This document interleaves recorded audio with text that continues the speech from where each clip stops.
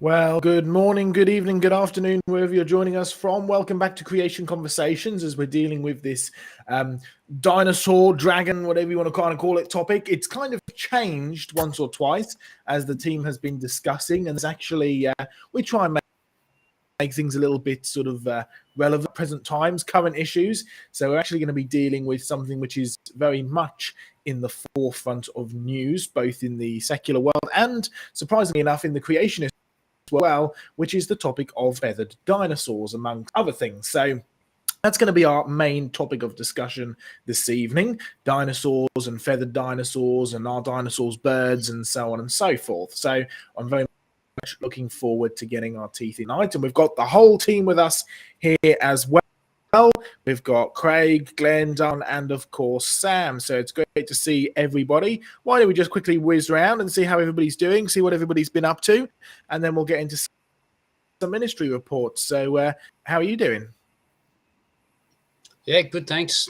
And hi, everyone. Good to see all the chats is already getting onto the screen, and it's been nothing indeed. really report. Going well. Well, I see all you've brought your teddies with, eh?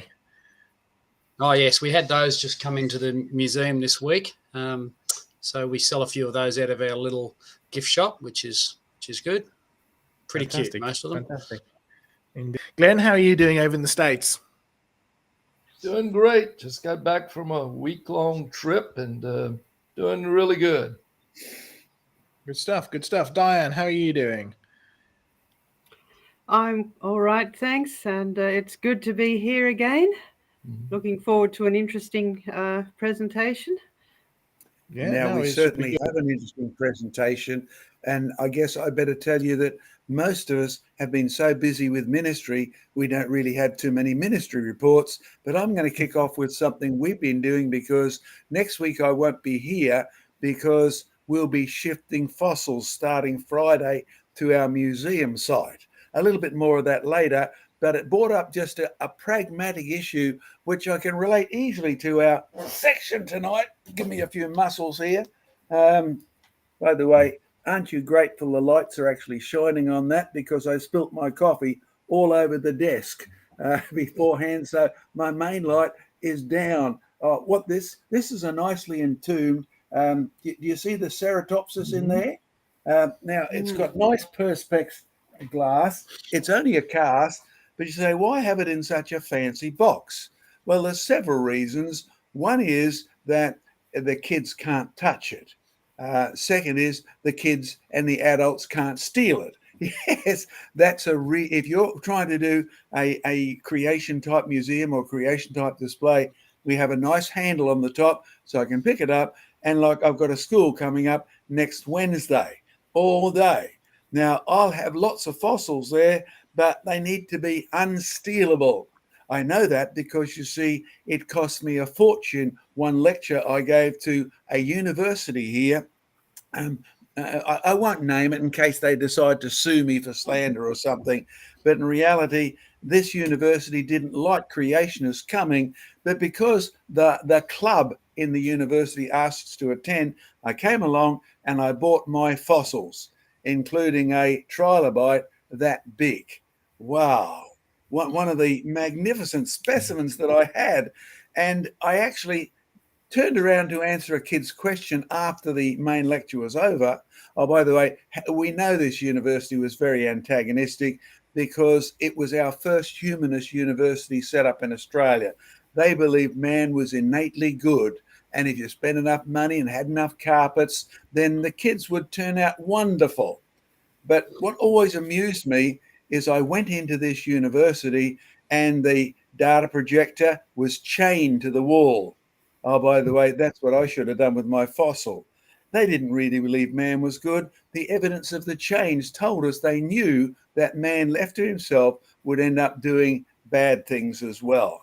You see, I turned around to answer one student's question, and when I turned back, my beautiful big trilobite had disappeared, and I've never seen it from that day to this. So don't be surprised that during this week, I've been talking to our builder. You see, here's a nice cast specimen from a lovely place in Australia, and people look at it and they say, what is it? Well, it is related to our topic tonight of dinosaurs. And of course, the builder has to now actually match the box to that shape so it doesn't disappear. Yes, you're right. I've had fossils disappear from even this shelf behind me. So I make sure they're all out of the road. Now, Glenn, I hope you're listening as you set up your display. Make sure you only have worthless fossils that the kids can handle, because I talked to the builder. This one, can you see this lovely? Let's get this here. My light that's gone down makes it a little hard. Can you see the nice opal there? In fact, all of these shells are related to that fossil, whatever it is, the one that looks like a horse print. So we've got fossils that include opals that are found with funny looking horse prints. And I've already told you, make sure even your mosasaur teeth are either in your pocket. Yes, you know very well, I've got a vest full of pockets and I love to put things in it. And I'm known as the man with pockets. Okay, mosasaurs disappear as fast as one thing. Make sure, by the way, you put them in their storage box and in their sale box. We do sell lots of fossils. So does Joe. So does Craig down in Tasmania. Okay, so look after security in your museums and continue to ask, what on earth am I doing with a footprint that looks like a horse that's found in a beautiful bed of fossil shells? See the belemnite just there? It's opalized, the orange light coming from our only illumination tonight, the nice old incandescent light, plus my tiny little phone light, doesn't quite show it up as what it should. But that's going to be our subject tonight, because this has all got something to do with dinosaurs, where they came from and how they disappeared. Oh, and some of the provocative stuff that is occurring out there at the moment on dinosaurs with feathers. Joe, back to you. Thank you very much, John. And we've got some more things to do and more ministry reports to come. But finally, Sam, how are you doing? Yeah, I'm doing well. Had a busy week at work, and I'm very much ready for the weekend. It's a nice long weekend for the May Day bank holiday thing. So yeah, I'm looking forward to having a nice relax. Good stuff. Good stuff. Yeah, no. It should be good. And we've got a good program for you this evening, and lots of stuff going on. I'm just going to share very quickly for my ministry report, because as John has mentioned, we've been so busy with the ministry that we haven't really got much public ministry to report on, because when you run a ministries, you know, there's a lot of administration, whether it be shifting fossils backwards and forwards, whether it be sorting out your bills and so on and so forth, or whether it's just trying to do some study as well. So we've got some exciting stuff coming up though, but let me just share with you very briefly a few new fossils that we have for the museum as part of the museum report. This is one of the more exciting ones, which I showed John about a few weeks back, but it's just arrived here at the museum. You've got two particular fossils here. This is from Permian, by the way, Permian rocks. And we had a big group of kids to our museum earlier, a big homeschool group, and we love to go through all the different names of rocks, right? Because I've got no issue using words like Jurassic and Cretaceous and Permian, because they're actually all descriptions of one of two things: where the rock was first studied or what the rock is made up of. Permian, it's named after the Perm area, Perm region of Russia, a sort of collaboration between the British and the Russian Tsar, and we sent some of our scientists over there, and you end up with a name like Permian. And of course, you've got Carboniferous, which is full of all the carbon. Oh, in the States, they call it Pennsylvania rather, and Mississippian, but it's just named after places or what it's made up of. Okay, what's this a fossil of? Well, you should probably be able to recognize the ferny type thing there, the big main stem with the ferns coming off of it. You're definitely looking at a land plant. But then have a look at that little creature on the right-hand side there. What you can see it is a very stereotypical Permian fossil fish. So you've got a deep-sea fish buried next to a land plant. And as we pointed out to the kids earlier, this is definitely evidence of flooding. When you mixed environment, plants and sea creatures buried together, you're definitely looking at evidence of a flood for sure. So that's a great piece to go up and to go on to display. And slowly, bit by bit, we keep adding to our living fossil collection. We have a beautiful, great model of a coelacanth, the one, and we've got a slightly smaller fossil one, a complete one of the coelacanth. Not as good as John's coelacanth, of course, which is a wonderful, beautiful specimen, but we have been slowly adding to the chunks of coelacanth, bits of their fins, bits of their jaws, bits of their skull, which is actually what this is, a nice little piece of coelacanth. It's a very distinctive pattern on the bone as well. Interestingly enough, when they found, because of course coelacanth is the famous one that they thought had millions of years, and then it was found at a fish market in Southeast Asia, but the reality is the fossil ones, they had short, stumpy legs. In fact, the living ones have these short, stumpy legs. Only they're not legs, they're fins. But you see, when we only knew them from the fossils, the argument was, well, the fins are so short, stumpy, they must be on their way to evolving legs. And you know what it turns out? Not only when we find the living fish do we find that the legs are not legs at all, but they are only fins, it's also a deep sea creature. So it's nowhere near coming to walking out on the land or anything in between. So it's a living fossil for sure, and it's great evidence that evolution simply isn't true. So we've got a few exciting fossils. You can see our Triceratops head as well, which we were just chatting about before we started. That's a fairly new addition to the museum as well. So there's mine. Let's go around and do a ministry report. Why don't we start with you, Glenn? Because I know you've got some slides. I know you've been one of the few of us who've actually been going out and doing some good ministry the last few days. So, Glenn, over to you. All right. Give me just a second to call it up. Let's see if you get it here.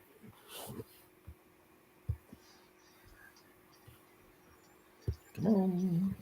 Maybe taking it a minute. No worries, it's fine.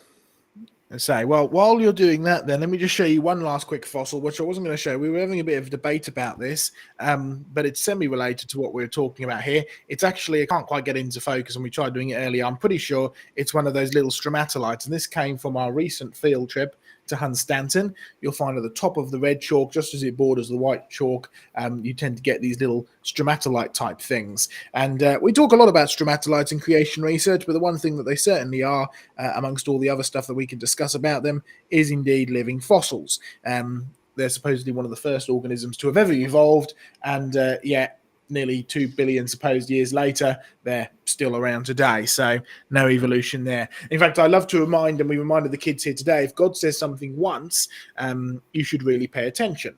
If God says something 10 times in one chapter, he's really trying to drive the point home.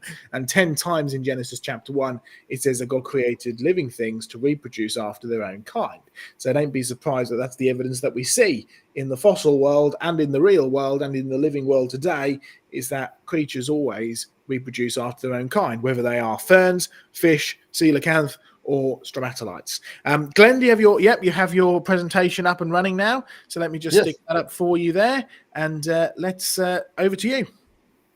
All right. So I was visiting my sister who lives down on the Gulf Coast off the coast of Alabama. Nice place to visit. If you enjoy going to the beach like my wife does, but the special thing about the trip was that she also arranged for me to be able to speak to her Bible study class at her church. And there were about 35 in attendance. And so I was able to speak. I spoke on the different theories of origins and provided the scientific evidences for the creation account, including what Joseph was talking about, living fossils. I had examples of living fossils. I also had examples of different types of sedimentary rock and demonstrated how they can form quickly. I had a slab of concrete and a slab of limestone that were, looked at them, they were hard to distinguish. They were so similar. Also showed them examples of very rapid forming fossils. And so we talked about just the different, polystrate trees and coal formation, the different evidences for the global flood. So it was really well received. One of the nice things was before leaving, the youth minister stopped by and saw it and asked me to come back in the fall to speak to their youth group. So it was a good experience. We also were able to sign up some of the couples for our e-news. So that's, again, expanding our ministry. And then last week I showed you that I bought a trailer to use as a mobile museum. Well, put it to good use, because part of the trip was to move one of my brother-in-laws from South Louisiana up to North Mississippi, and we filled it to capacity, which is 3,000 pounds, and it did just great. My car didn't get very good gas mileage, but besides my sore muscles and the car getting bad gas mileage, it put it to a real test, and it did great. So now I've started already what John was talking about. I've already started looking at plexiglass boxes. I used to make those as part of research, so I know how to make the boxes. I'm going to start doing that. Got a design for shelves, and then we'll be getting to work, going around talking about the evidences for creation. So with that, that's my report. Glenn, while you're still visible there, we had a bit of a linguistic discussion before, because you went down to Cajun territory, didn't you? And that's sort of like a French background, sort of come southern USA, etc. And you talked about things called, what were they again that you ate? Crawfish, not crawdads or crayfish. They are crawfish or freshwater lobsters. Oh, that's better, because the lobster bit, like in Australia, if we find a prawn-like, lobster-like thing, we call it in freshwater a lobby. That's in Queensland. In the next state down, they have a different word for it. And if it's out at sea, of course, we call it a prawn or a crayfish or a lobster. Now, it's interesting because you see all of this sort of diversion in names really fits into a program on the Tower of Babel. But it does create confusion, because when I first went to Tennessee, I saw all these lobbies in the creek, or yabbies sometimes we call them, in the mud. And I caught some and cooked them. And one of the locals said to me, "You done all eat crawdad?" And I didn't have a clue what he was talking about. You know, two people, same background, separated by an almost common language. And that's what's happened as a result of Babel. So we might bring this topic back up, and in fact, even interview your wife, perhaps, when we talk about linguistics and some of the funny words that she grew up with that have been lost out of most other cultures. What do you think about that, Joe? I think it's a good idea. Yeah, it's a fascinating linguistic history is a fascinating study. There can be so much that we can go around and talk about. You ate the little crawdads out of the creek, and we're getting crawfish. Oh, listen, you ought to go to Tasmania and see the blue mountain lobsters that climb the trees and fall on you. So we have big mountain lobsters up the trees. So you can't beat that one, even in Texas.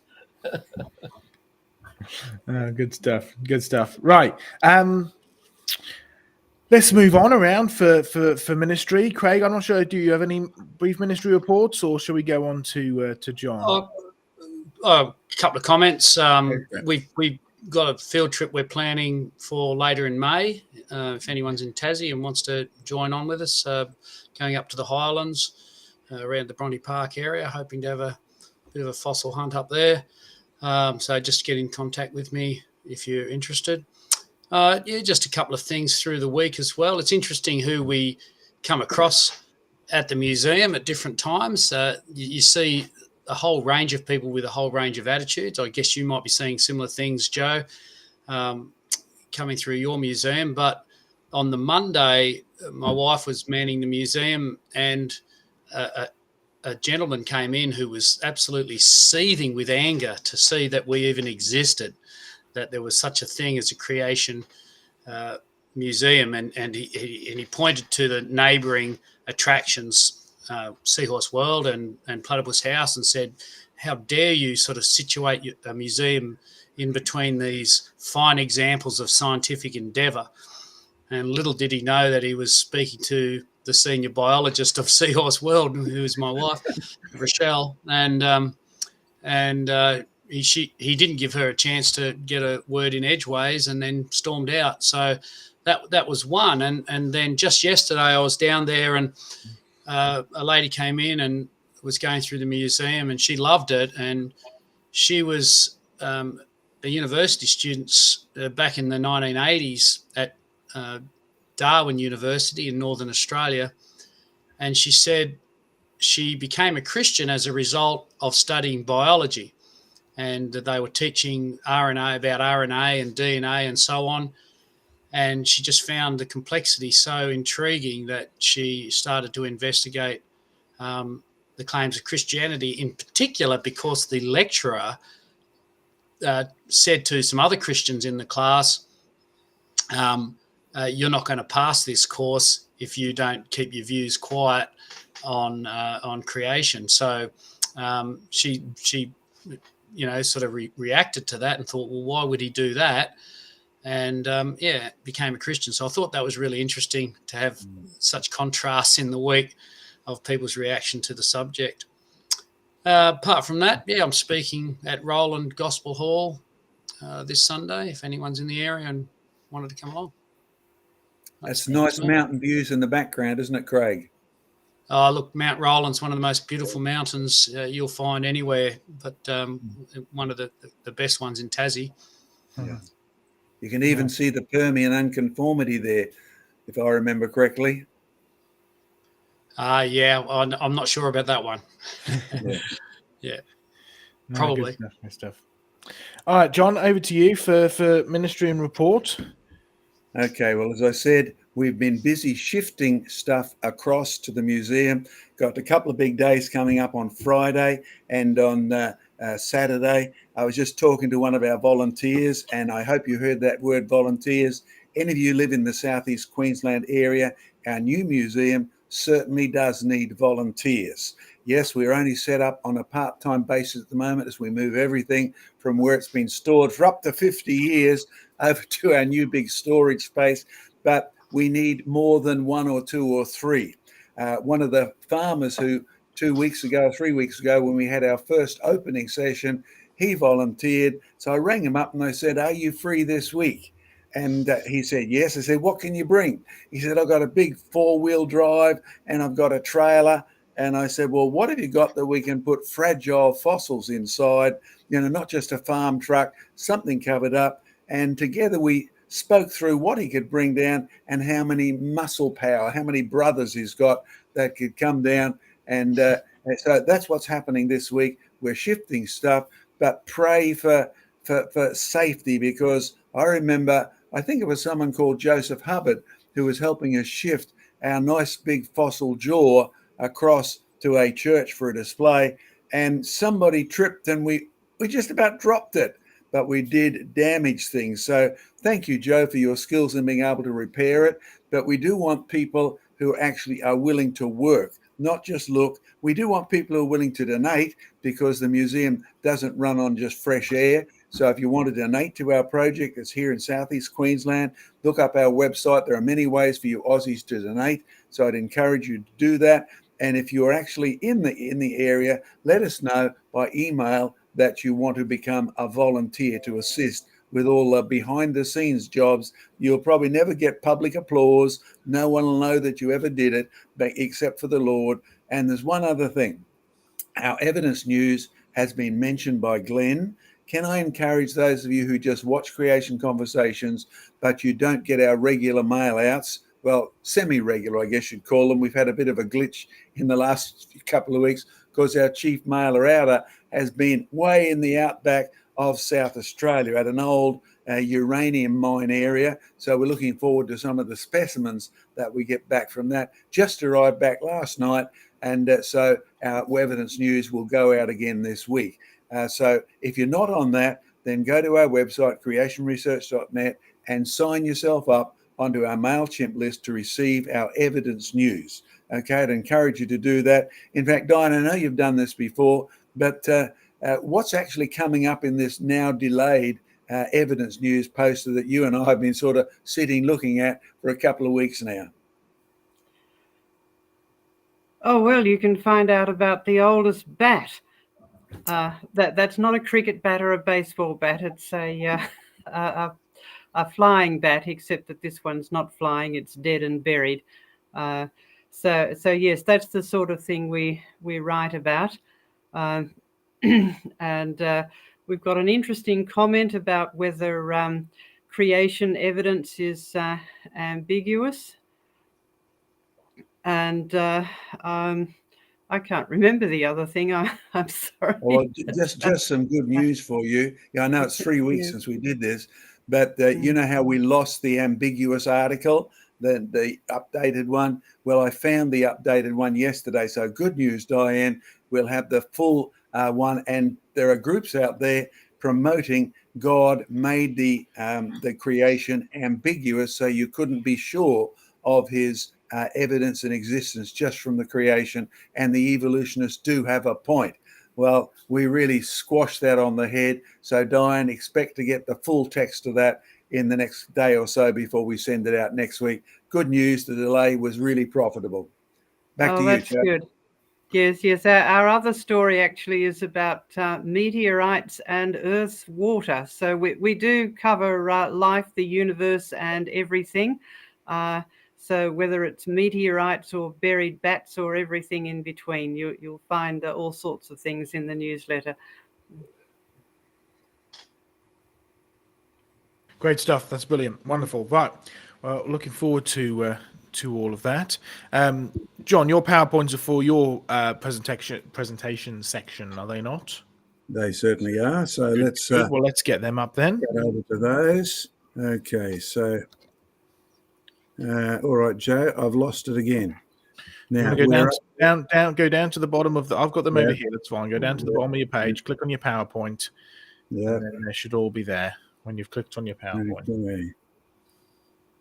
My PowerPoint is not actually running. Oh, there it is. Right over off the screen. We've got it here. Hidden behind my phone. Okay. That's good. Okay, there again is Sam's new design, modified a little bit with our coloured background, which is a brilliant example of a creation. Now, can I encourage you as we talk about this issue?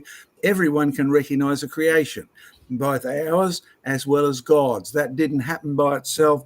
Those products, the beautiful logo you can see, the beautiful colours are put together by our brain. Sam's, our artists, etc.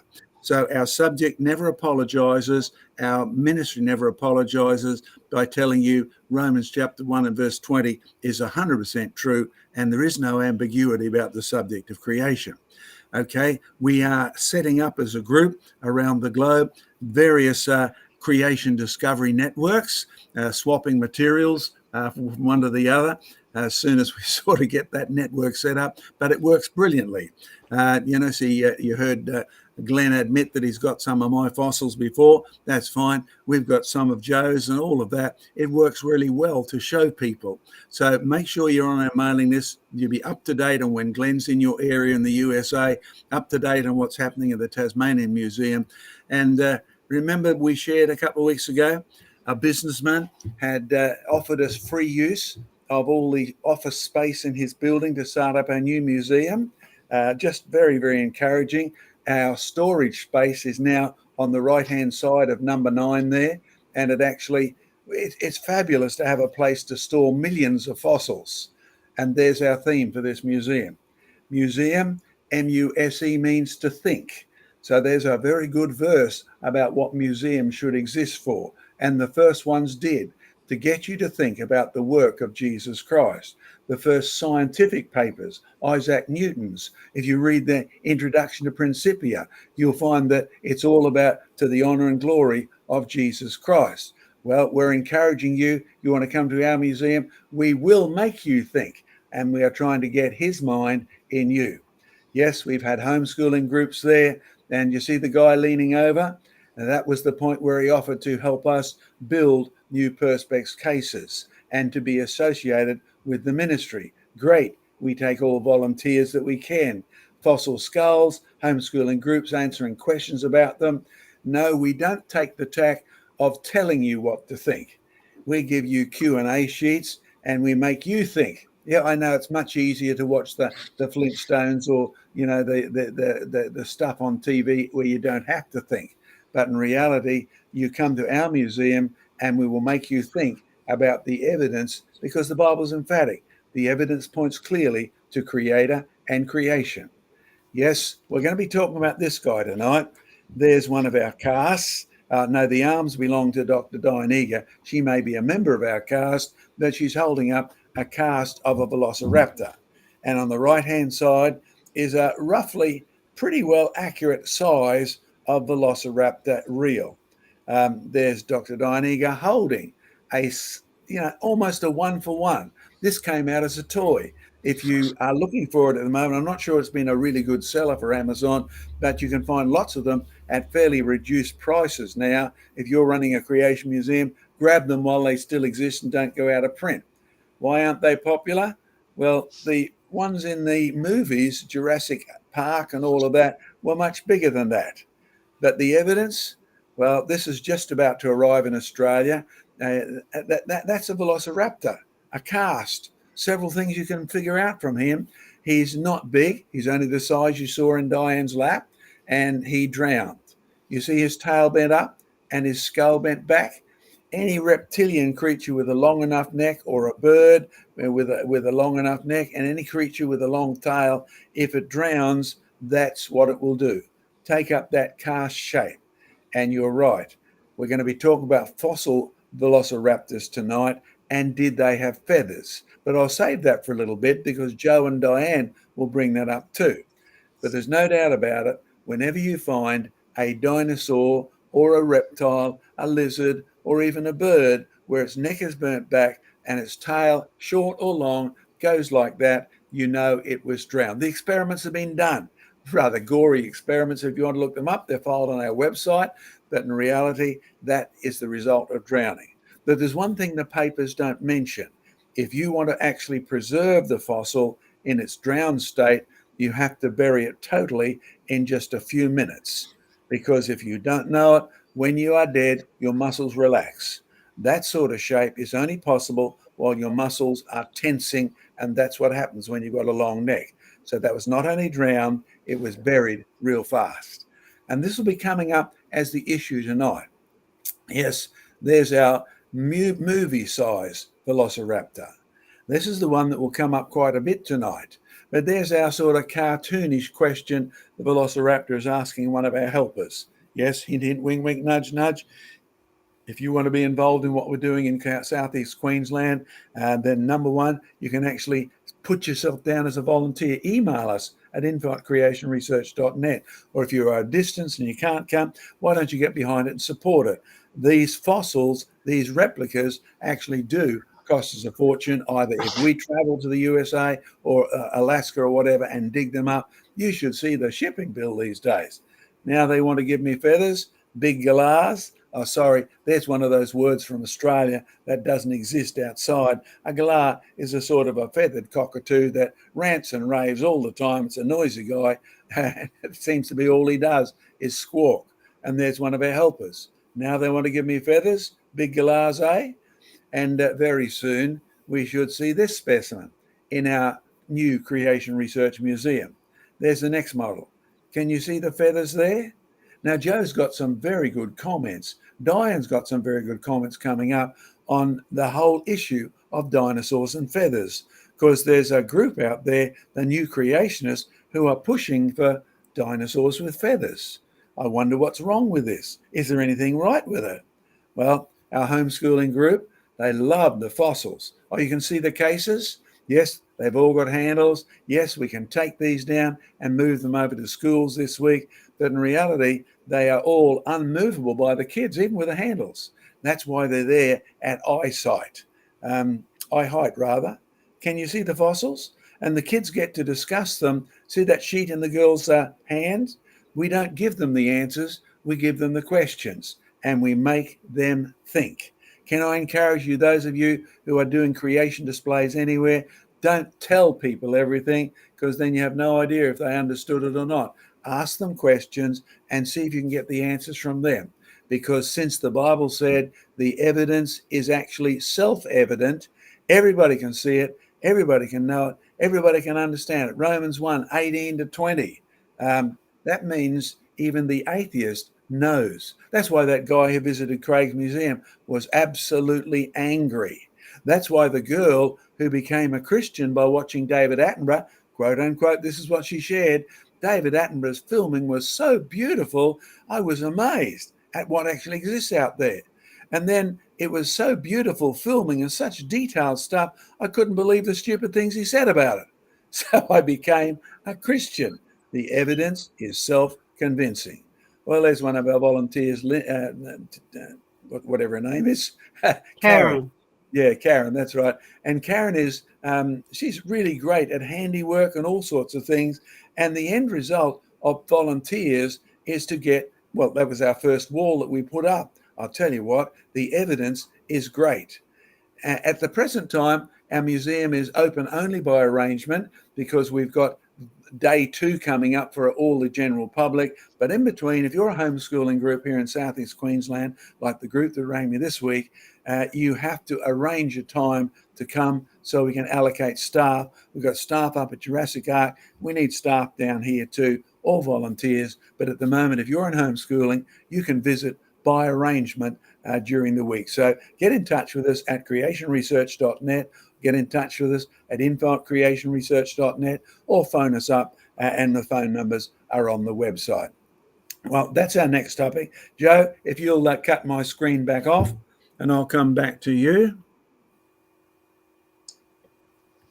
Great stuff. Thanks for that, John. Well, let me kick off the first little section here because we're going to go over to Diane for a more in-depth section as we go forward. But we kind of picked the topics a few weeks in advance, as you know, and we picked sort of dinosaurs for this week.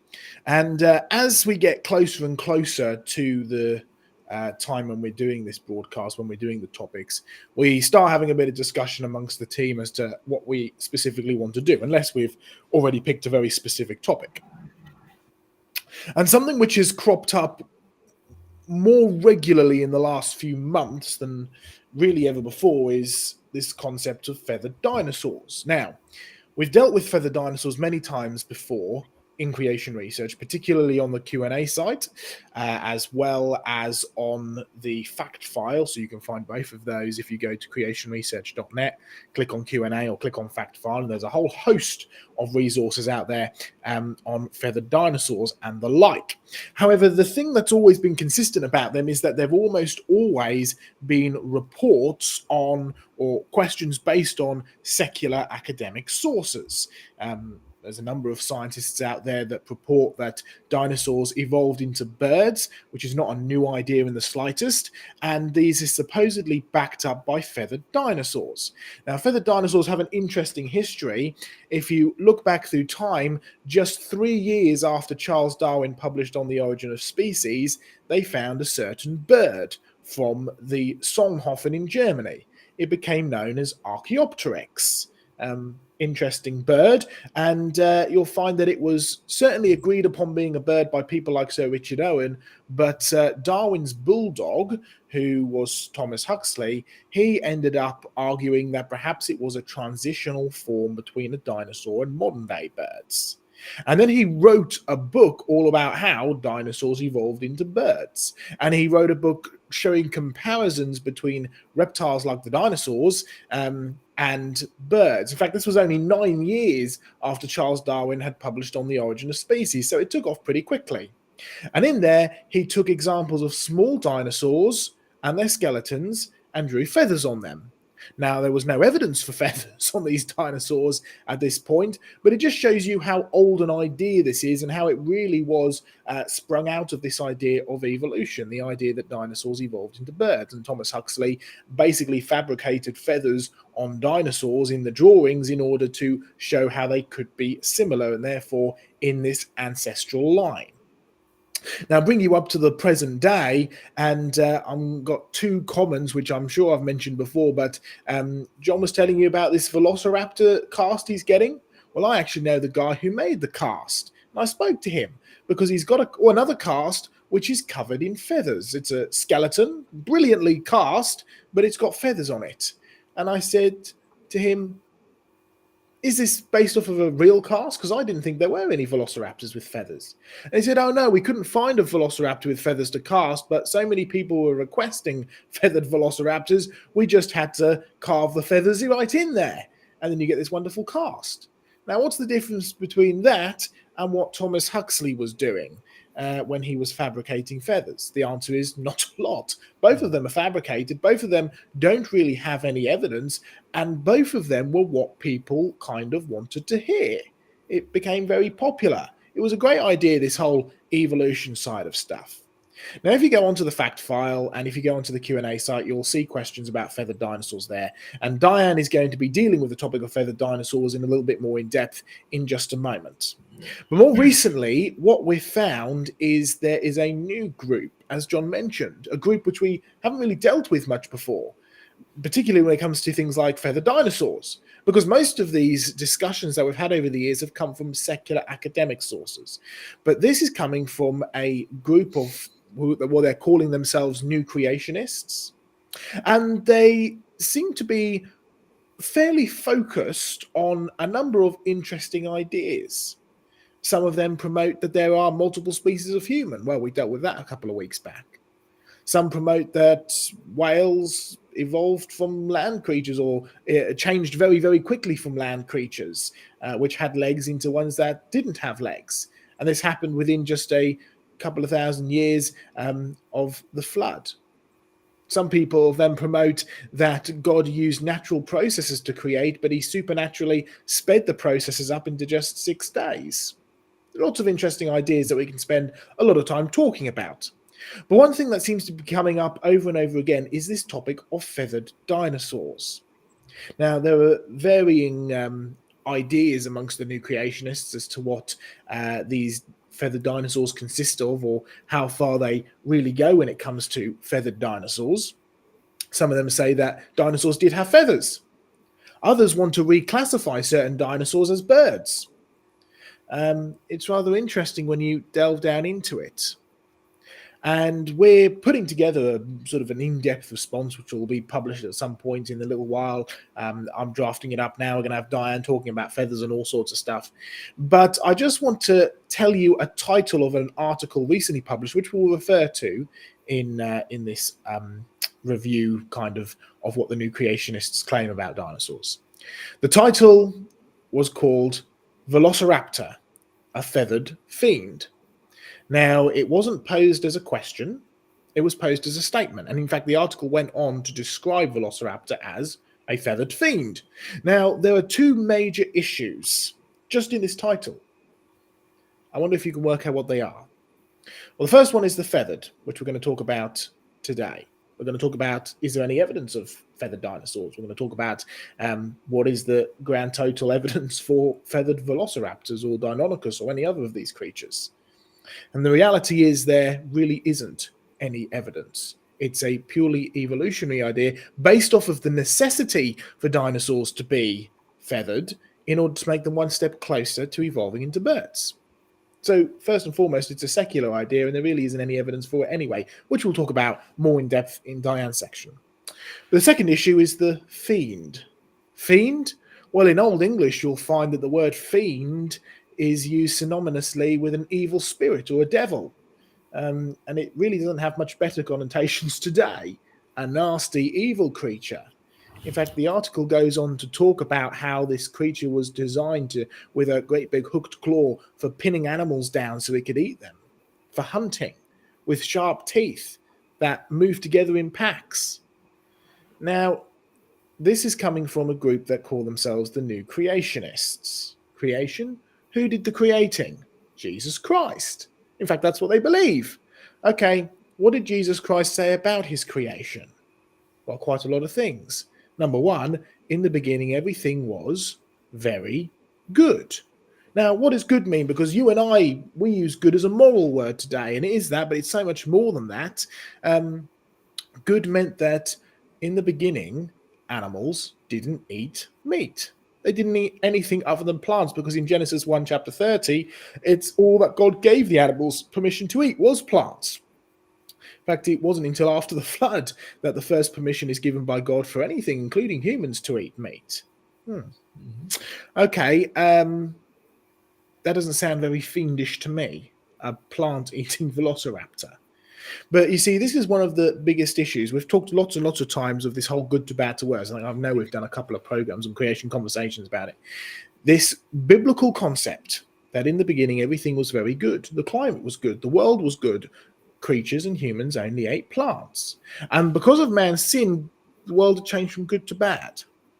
Then comes the Noah's flood, the judgment, and the world had changed from good to bad to worse. But it's a downhill kind of decline, a downhill spiral. Not what evolution teaches, which is an uphill climb, right? An uphill spiral, but a downhill one. It's actually the opposite of evolution. You see, the reality of it is, whatever you want to believe about feathered dinosaurs, the one thing you can be certain about is in the beginning, everything was very good. So they were not designed to hunt. They were not designed to eat meat. There's the age-old question, right, in paleontology, was T-Rex a scavenger or was he a hunter? It's an interesting debate. But you have to realize the reality is he wasn't created to be either. He was created to be very good. He was created to eat plants. So we need to be very wary about anybody who comes and claims that there's a new idea about creation or a new idea about scripture. If it's going to be new, it's probably going to be, you should be very careful about it at best, or it'll be heretical at worst, right? So first and foremost, we should be careful. We need discernment. That's a very important thing. Secondly, we also need to do what the Bible tells us to do. In fact, we reminded the homeschoolers today about it, which is what it says in 1 Thessalonians 5:21, to test all things and only hold on to what is good. So when we are confronted with claims like this, we need to test all things. We need to start asking questions about it. What really is the evidence for it? Well, before I hand over to any other comments from John and to Diane as well, to talk a little bit more about the science and the background to these feathered dinosaurs, I just want to share a personal experience with you, because a number of years back I was in a lecture by a guy who was then completing his doctorate, a fantastic guy, still in touch with him today, does some great research, really interesting research as well. But he was giving his presentation on British dinosaurs, and he's done some great work on British dinosaurs.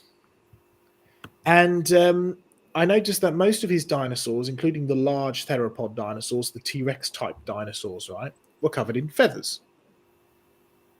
And I said to him in the question and answer time, excuse me, I noticed that you'd covered all of your graphics of dinosaurs with feathers. As far as I'm aware, there aren't any reports of large theropod dinosaurs with feathers. I was just wondering why you had covered yours in them. And he said, oh, that's a good question. He said, we assume that these large theropod dinosaurs had feathers because we know that the dinosaurs evolved into birds.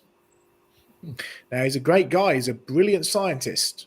But the reality is, what has happened is, as it says in Romans, the God of the world has blinded them to the truth, and they've been handed over to foolishness. They're not stupid people, but they're foolish.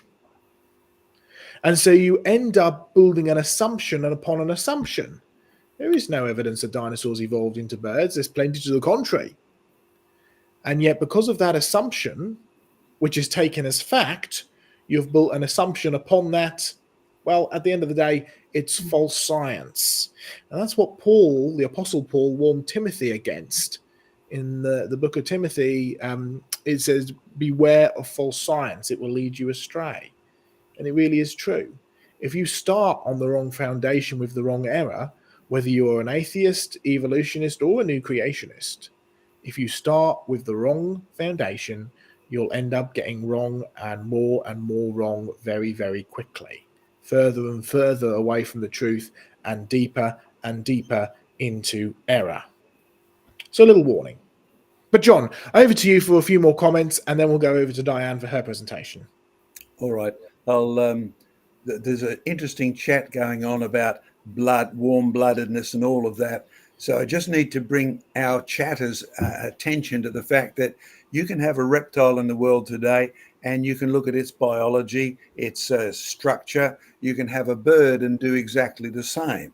And then you can actually find a fossil, and the fossil is actually doing nothing. Now, every velociraptor that I know of that's been dug up does not include its heart, does not include its lungs. So anything you say about birds and then you work backwards onto velociraptor is not science, it's supposition, right? So caution out there, those of you who are chatting, don't apply the zoology of the living world to a dead creature where you only have its bones. You will find in the end you will be guilty of so many presuppositions that are based on evolution being true, not on what the facts are, that you shoot yourself in the foot. Just a caution out there, because that's the one thing that Joe and I have noticed over the years. You can have the most brilliant fossil finder, you can have the most genius level academic, but if they don't know what their presuppositions are, what they are believing first, so if they already believe in evolution, they'll think it's quite legitimate to take a living bird with one-way circulation, one-way breathing in the lung, by the way, and apply it to Velociraptor where we don't even have a lung, where we don't even have a heart, and think you're being smart. Well, you're being logical according to your presupposition. You may be totally wrong. Can I warn you? Logic is not truth. Truth will always be logical, but I mean, take detective stories. Agatha Christie, my classic example. She sold well because she was 100% logical and always drew you into the next fact, but none of her stories were true, right? So logic and truth are two different things. If you want to know whether your logic is even workable, go and have a look at what your presuppositions, the things you already believe in. If you don't do that, you'll never know how to think. So if you come to Joe's museum, Craig's museum, my museum, or the nearly yet to be embryonic portable museum in Tennessee there with Glenn and Mrs. Glenn, then they will stress, what are you thinking first? Now, I don't know about you, but I'm friends with quite a few academics who are not necessarily Christians, but the stumbling blocks when it comes to dinosaurs and birds in their evolution is a lot to do with why birds can fly. I mean, if you want to fly, think carefully. If you take me and you put me up in a tree and tell me to fly as I jump out of the tree, I'll flap my hands even with feathers on. But I have a problem in doing that, because every time I put my arms up, I force my lungs to evacuate.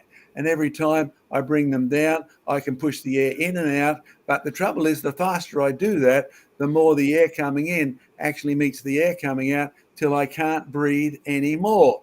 And I don't ever fly to the ground. I go under the influence of gravity only and kill myself on the first leap. So when you have a look at how God has arranged the bird, it actually has a system where when I flap my wings up, I draw in. When I flap my wings down, I draw more in, because it has a one-way flow through system. It's brilliant. Now, not a single dinosaur shows any evidence of that at all, unless you have a totally mummified one and you can check that it's got a 4-system heart, it's got one-way flow system in the lungs and blood, then I'm sorry, you are just guessing. So the conversations that are out there are mainly presuppositional. Know what you think before you talk about facts, guys. That's probably enough for me, because Diane's going to come up with what the actual facts are out there about feathers and dinosaurs. So Diane, back to you. Yes, we have a question on the Ask John Mackay site, our question and answer site. It was a fairly early question when we first started the site, because it was at the time when feathered dinosaurs were first getting a lot of publicity. So it was simply that, are there feathered dinosaurs? So let's have a look at the issue of feathered dinosaurs. If you want to bring up my slides. Yes, here we are. Now, feathered dinosaurs have now become just completely embedded in the culture, as you've heard from our experiences with getting models for our museums and with conversations with people, both Christians and non-Christians, just out there in the general culture. And if you go to any of the museums these days, in amongst pictures of real bones, and see if I can get my slides to advance here. How are we going? Are we moving? No, we're not moving. Let's click on your. Yes, I am, but it's not responding. But let me.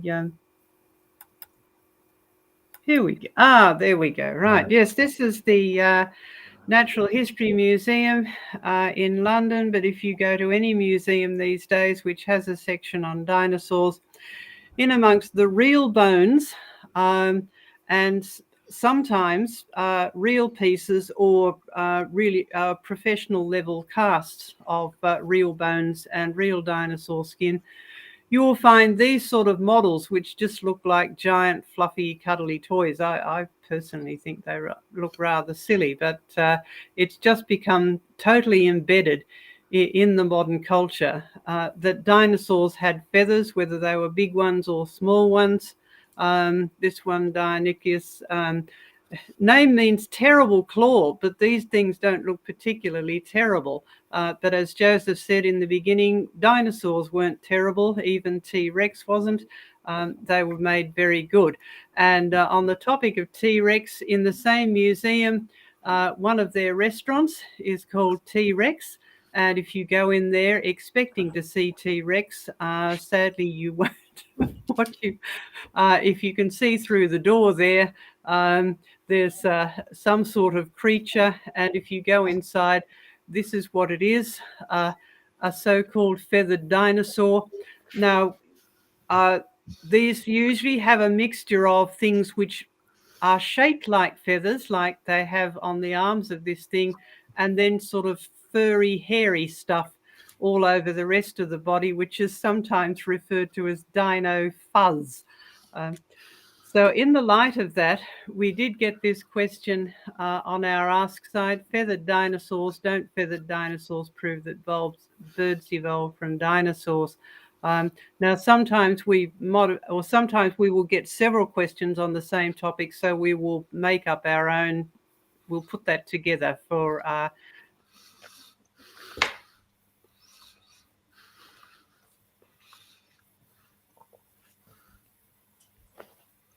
Are you there, Diane? Yeah, Diane's signal is showing really, really low Wi-Fi, so I'm not sure whether we. I shouldn't be on Wi-Fi. I'm plugged into a cable. Oh, there we go. You've come back. You've come back. That's fine. Go for it. I've come back, have I? Oh, that's good. Yes. Our original question was, if you believe dinosaurs and birds were created, why do some dinosaurs have feathers? Surely that proves they evolved into birds. Well, there's a problem with logic there. But anyway, the whole issue is that feathered dinosaurs are supposed to be the ultimate proof that birds evolved from dinosaurs.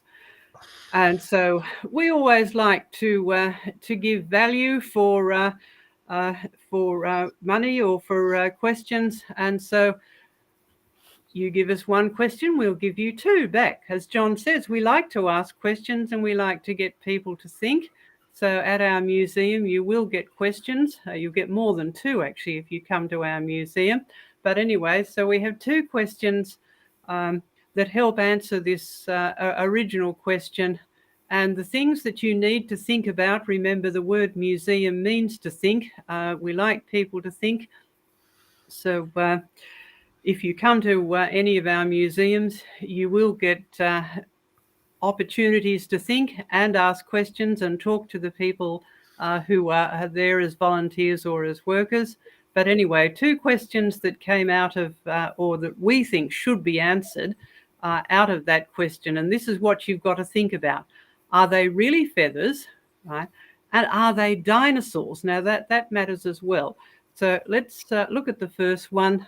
And this is probably the most famous one that really got this whole thing going back in the 1990s. As Joseph said, this is not a new idea. It goes right back to the time of Charles Darwin and his immediate colleagues, who wanted to promote the idea of evolution, that one kind of creature can turn into another. So dinosaurs into birds. And this is a creature that was found in China. A lot of these are found in China in a particular deposit, Sinosauropteryx. And you can see it has along its back and its tail a whole lot of sort of filamentous sort of matter. Now, this was found in 1994, and this filamentous stuff on the back was what really kicked off the feathered dinosaurs in a really, really big way. Now, what actually is this? We need to have a look at it very closely. Now, this very clearly is a dinosaur. No one is disputing the fact that it is a dinosaur. Well, it's interesting that an expert on fossil birds named Alan Fiducia, who is an evolutionist, and so he genuinely believes that reptiles did turn into birds. But he is a skeptic about the idea of dinosaurs turning into birds. And we need to remember that it's not just Christian creationists who dispute this theory. There are skeptics out there in the secular world. And so he decided that he would do a study of reptile skin, and he was already an expert on bird feathers. So he decided he'd do a study on decaying reptile skin to see if there was any sort of resemblance to this filamentous stuff in this dinosaur, to see whether he could put that all together. And so he did that. He and some colleagues actually studied rotting reptile skin. Really exciting stuff you get to do in science, particularly in biology. You get to study dead fish and decaying things. And this is what he came up with. He thought these things were actually collagen, which is a fibrous protein that's in your skin, right? We should thank God for collagen. It literally holds us all together. And this is his description of his findings of studying reptile skin, and particularly collagen fibers. Collagen is a scleroprotein. Now, what that means is it is a tough protein. Sclero means tough. The chief structural protein in connective tissue layer of skin. Naturally, because of its low solubility in water, in other words, if you put it in water, it's not going to dissolve and dissipate. Its low solubility in water and its organization as tough, inelastic fiber networks, we would expect it to be preserved occasionally from flayed skin during the fossilization process. So partly decayed skin. Now, in your skin, you have collagen fibers. They form a sort of felt meshwork, and it's the same with animal skins as well. But in between that is a whole lot of glue, gluey sort of stuff that holds these all together, and other proteins which do tend to dissolve and dissipate in water. But because collagen is tough and stringy, it tends to just sort of splay out, but keep its fibrous structure.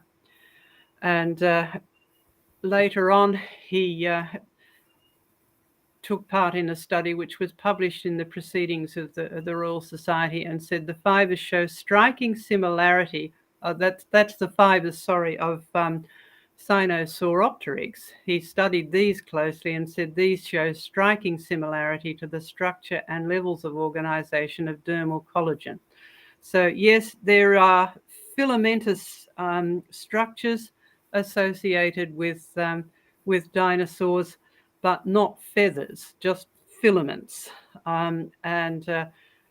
No real feathers have actually been found on anything that is identifiably a dinosaur. Now, lots of other dinosaurs have been found with bits of this sort of filamentous fibrous stuff, hence the covering of the models with sort of hairy looking stuff, not completely feathered. A number of these have been found. We have written about quite a few of them in our fact file, which is our archive of newsletters. So do have a look at that. It's not worth going through every one of them. However, we've had a fair bit of discussion about Velociraptor tonight. And we need to reiterate, no fossil Velociraptor has actually been found with feathers or even these fibers. So why do they believe that it was feathered?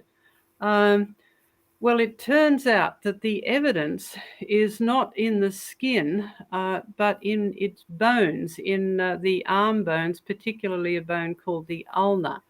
And what was found was 6 low papillae, that's little lumps on the middle third of the caudal margin of the ulna. That's one of the arm bones. And these were regularly spaced about 4 millimeters apart. And it was assumed that these corresponded to what are called quill knobs in living birds. So what they said was that there were 6 small bumps at the back of one arm, on one of the arm bones, but they were only a millimetre high. Now, for those of you who are not in metric system, a millimetre is a 25th of an inch, so it's not very big. So, and 4 millimetres apart. Now, living birds do actually have these knobs, and here are a couple of examples of them, one from a fossil bird and one from a living bird. And you can see from the scale bars there, they are a little bit bigger than 1 millimetre high and 4 millimetres apart. But not all birds actually have quill knobs, so they are not diagnostic of whether a creature actually is a bird. It's just some birds have them and some birds don't. Now, they're called quill knobs because they have ligaments attached to them, which in turn attach to some of the bigger wing feathers. And birds have a lot of incredible control of their individual feathers, that they really are truly a marvelous piece of design. So that is the only evidence. It's not actual feathers. It's not even any of those that dino fuzz, as it's sometimes referred to. It's just a few millimetre high tiny knobs. We can't show you the original photos of these. They're in a fully copyrighted journal. But if you go to our fact file, you will actually find the proper reference there, and you'll probably be able to track down a photo of the what they found in Velociraptor. But let's go back to skin, because feathers are actually a skin structure, just like hairs and scales are. They are made of keratin. They're made of the same stuff as the surface layer of your skin. And are there any studies of actual dinosaur skin where you have something that is identifiably a dinosaur and in the same specimen you have well-preserved skin? Well, yes, there are. This particular specimen, Dura venata, and you notice there a name that we often talk about there as part of that name, Dura. Remember, Jurassic and anything to do with Dura refers to a place. It doesn't refer to how old anything is. In fact, that name was given to that rock layer that dates these fossils by someone who didn't believe in those old ages. The old ages have been added later on, but anyway, this particular fossil has been dated at 151 million years simply because it was found in the Jura region of Germany. And if you look down at its tail, where I've put an arrow over this photo, you can see there's a sort of structure there which has a bit of a texture. Here is a closer version of it. And you can see that this is, it's actually some of its preserved skin on its tail. We've written some details about this. It's in the fact file. We sent it out in the newsletter when it was first found. And the scientists who found this and the people who reported about it in various scientific news sources thought, oh yeah, this is really strange. Here is something which is identifiably dinosaur skin actually associated with a dinosaur, and it's a dinosaur that is of the right sort of structure, and it's the right dinosaur kind to have had feathers. But as the editor of Nature, which is where the original report was published, the new find is as well preserved as Archaeopteryx, but surprisingly, it shows absolutely no sign of a feathery integrant, which means its surface layer or its skin. So we're not surprised about that because dinosaurs don't have feathers. It's only the people who are so obsessed with dinosaurs having feathers that they were surprised and disappointed, mind you, that they didn't find any. Now, there's since been other studies where they have found clearly identifiable dinosaurs with skin associated with the skeleton, and it's fully formed reptilian skin. And you can read about those in the fact file as well. Now, some people have said, well, we're not claiming that the dinosaurs had feathers that were enable them to fly. Maybe they were just like non-flying birds. So let's just look at a non-flying bird, and we have non-flying birds in Australia. They're quite big, emus. And be careful with don't have a picnic near an emu. They'll come and steal your sandwiches. Believe me, I've seen it happen out at the nature park near Canberra. And if you have a look at their feathers, they are clearly identified. They're not flight feathers. These things don't fly. They are very clearly bird feathers. They have the same structure as a bird feather, and they do have an interesting structure, actually. Here is an emu feather, and can you see it's actually divided in two? They have they're branched feathers. They have just from one follicle. They have two stems or two center structures coming out there, which is interesting. But if you saw this on its own, you would say, oh, yes, that's a bird feather. So bird feathers are very clearly identifiable, even if they're on a non-flying bird, and they look nothing like the dino filaments. And these are quite large, actually. Whereas the dino filaments are really, really tiny. So let's go back to our questions. Right, so no dinosaur where you have a clearly identifiable dinosaur that you can classify as a dinosaur has real feathers associated with it, even proper non-flying bird type feathers.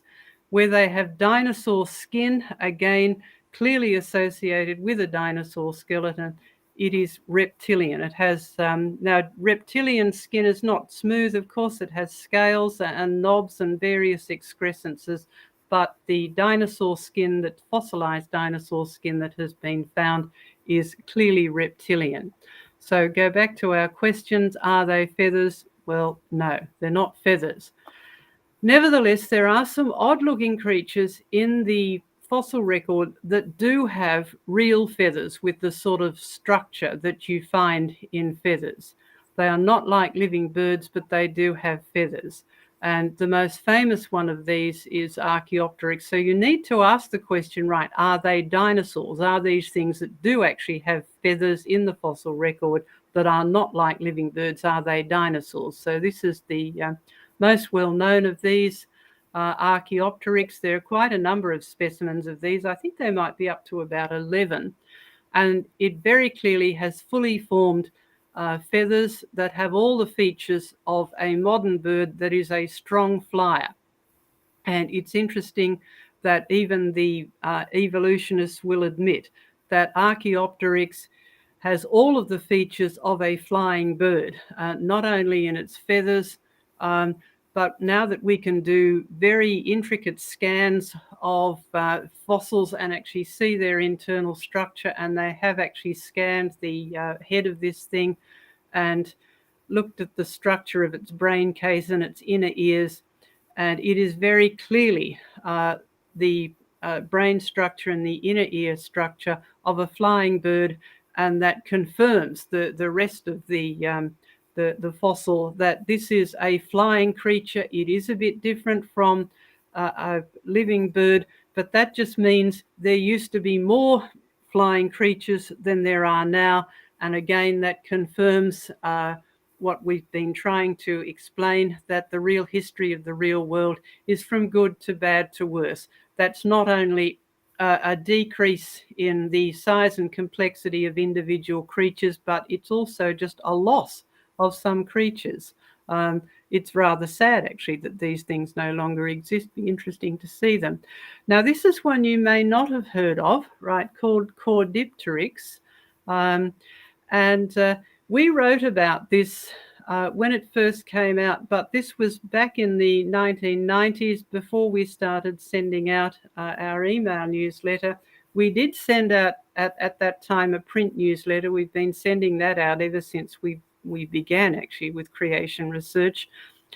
And when this was reported back in 1999, we wrote about it and said, well, if you look at the overall structure of this fossil, particularly its legs, maybe this is a running bird, because not all living birds fly. Just because a bird is not covered with pennaceous or flight feathers doesn't mean that it's not a bird. And so this thing did have structures that really did look like the sort of feathers that you would find in a running bird, that were clearly bird feathers rather than just this filamentous fuzz. And so on its tail and on its arm, they found this and studied and said, oh yes, this was presented as a feathered dinosaur. However, 2 years later, scientists had a really good look at the anatomy of this thing in terms of how its legs and its pelvis and its body were put together. And because it's an articulated specimen, in other words, all of its bones are in the right place, it's all connected together, it hasn't been sort of splattered and splayed apart, they could work out the biomechanics of it in terms of how it could have moved. And they decided that this probably used a running mechanism more similar to modern cursorial birds. Now, cursorial means how you move along the ground. In other words, how it walks and runs. Okay, so similar to that of modern cursorial birds than that of other bipedal dinosaurs. So they've done similar studies with two-legged dinosaurs where they've had a good specimen that is still articulated, and they can actually see how the bones and joints all work together, and the relative sizes of the bones and the sort of leverage and forces that you would get on it. Now, this was originally reported in Nature, and so it went out in the general sort of scientific news, and one of the sources we saw is a magazine called Science News, which is not related to the journal that's called Science, but it's a popular science thing that just reports on scientific discoveries and makes little comments about them. And they had this comment about Cordipteryx. It was a bird has been, not a bird wannabe. In other words, they are acknowledging that this thing was probably a running bird. But we had said that back in 1999, but it's good to see the evolutionists catch up with us. So let's go back to our second question. Are they feathers? No. Are they dinosaurs? No. And if we can just come back to us, if others would like to comment on any of these things, or if I add to it. I'll add one thing, Diane. I've just been watching the chat while you've been talking. And again, I want to stress that people have real trouble distinguishing presuppositions from facts. So thank you, Hive Sci, for the things you are saying, but you need to sort out that just because Fiducia calls this a dinosaur or that not a dinosaur, you are not talking about evidence. You are talking about what Mr. Fiducia does. Now, maybe evidence about our ability to classify, but it has nothing to do with whether you find fossil A, which doesn't have feathers, and fossil B that does have feathers, and whether A turned into B. You see, I could have the same argument about fossil A and fossil B, whether I give them names or not. I could call it fossil 111 and fossil 117, and it would have nothing to do with the name I give it. If you want to know what you're talking about, you're actually talking about evidence that man can speak, evidence that man can read, evidence that man actually loves to classify things. It's got nothing to do with the argument about A turning into B at all. It's a purely naming issue. So if you want to know what you've just proved by making your argument, it's the fact that God gave Adam the ability to speak. God gave Adam the ability to think. Monkeys don't even classify like this. We do because it was our first job that the God who created us ever gave us. Secondly, when we speak, we remember. We write things down. So it's evidence that man is a thinking creature made in the image of a speaking, thinking God who also could write. I remember he wrote down the 10 Commandments and he handed them to Moses, said, here, take these 2 tablets daily. Sorry, that was a joke. He didn't say that at all. But morally, that's what's implied. Your statement has nothing to do with the actual evidence. So when you're thinking about evidence, use the facts that you dig up, not the names that people give them, because that could change tomorrow. How do I know that? I did a thesis at university and I was given a fossil that I had personally found, the second fossil only of its type ever to be found here. The trouble was I hadn't read the new PhD where they'd actually changed the name 6 months ago. And I wrote all of my paper on this fossil with an old name and the professor just poo-pooed it.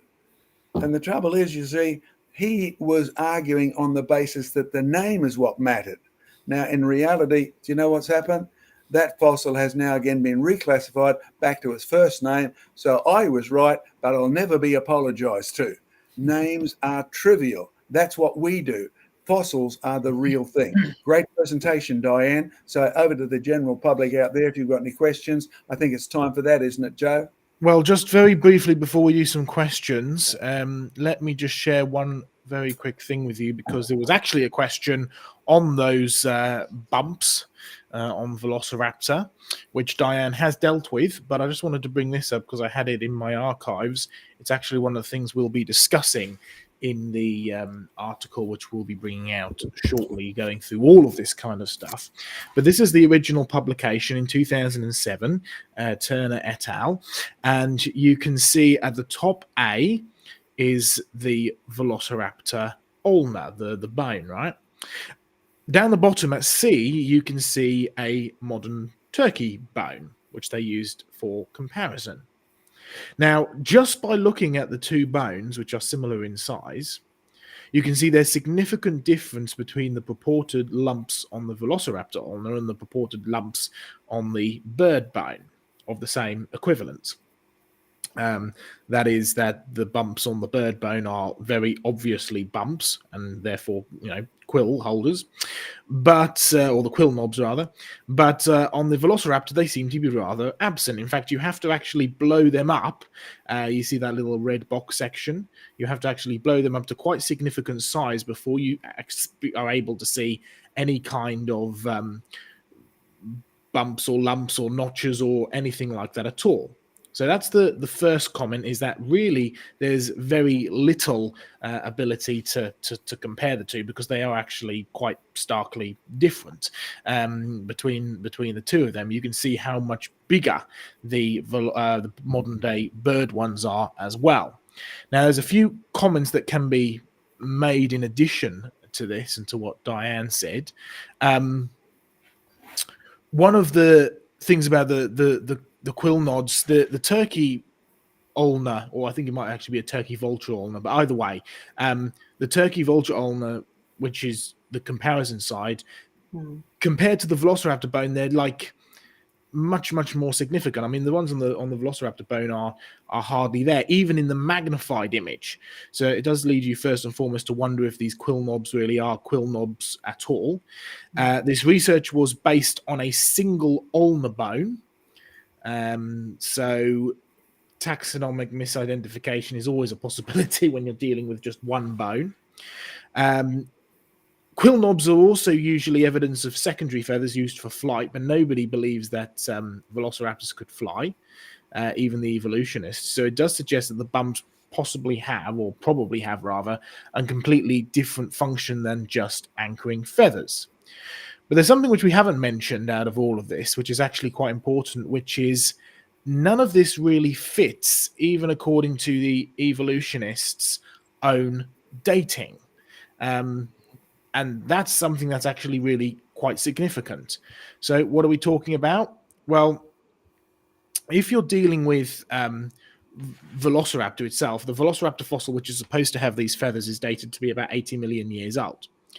However, recognizable birds like Archaeopteryx and others have been dated, according to secular science, to be between 153 and 135 million years old. So Velociraptor was alive by evolutionary reckoning over 70 million years after the so-called early birds.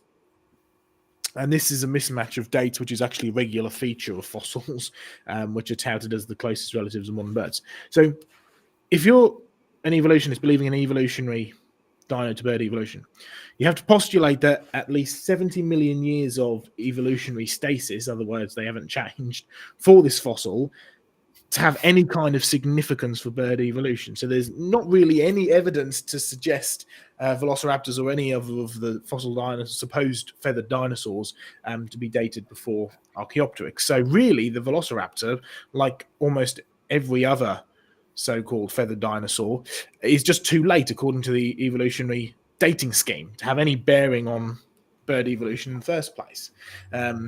So it really is quite significant, and when you actually compare the two things together, there's really no good evidence that these are actually quill knobs at all. But anyway, if there's any other comments from John or Diane, then we can go over to some questions. Well, perhaps we should give Sam first for thank yous. He's been very quiet tonight. I know he's not 100% well, even though he hasn't admitted it, but pray for Sam. And Sam, tell us what's out there to say thank you for. You're on mute. Oh, there we go. That's probably better. Right, okay, so let's go through some thank yous. So first up, we've got Doki Doki coming in with 3 US buckaroos, a pair character punch in the air with fist and bump written on his knuckles. We've also got a super sticker from Doki at 99 US centaurs, thinking face. We like people to think. Yes, we do. Douglas Boffey is coming with 5 British buckaroos. A video game controller jumps up and down excitedly. We've got George Bond coming in with 20 Aussie buckaroos. Echolocation in bats and whales/dolphins is an evolution miracle, all caps. And do we have any others? We have Doki Doki coming in with 2 US buckaroos. A Shiba dog raises and lowers his index finger to get noticed. I guess it's sort of like hello. Do we have any? And again, Doki Doki coming in with 2 US buckaroos. Hands doing a fist bump. There we go. Right, let's do our first question. This is going to be a quick one, I think. Douglas asked this. When were semi-aquatic creatures like amphibians made? Day 5 or day 6?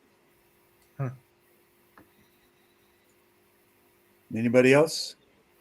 I mean, that's a simple question. When you look at semi-amphibian creatures, the ones that can move in and out of water, stay listening for my section on this fossil here. Now, that's found with seashells. And you may realize that this is a much more interesting question that most people say it has to be one or the other.